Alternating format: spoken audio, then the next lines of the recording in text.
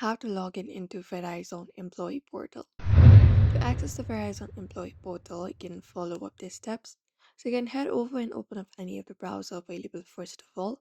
And what you need to do is you need to go over to this website, which is workhistory.verizon.com.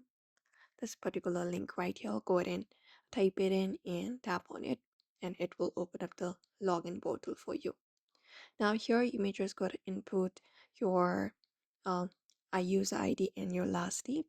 After that, the password, the default password, followed by your year of birth, and you will be required to change the default password, etc. And after saving your profile, a validation email will be sent to your personal email address. You can just go ahead and follow up that process.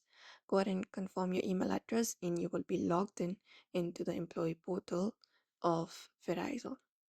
So therefore, if you'd also like to log in into Verizon Employee Portal, you may follow up the steps. So I hope this video was helpful. Give it a thumbs up and subscribe for more tips and tutorials.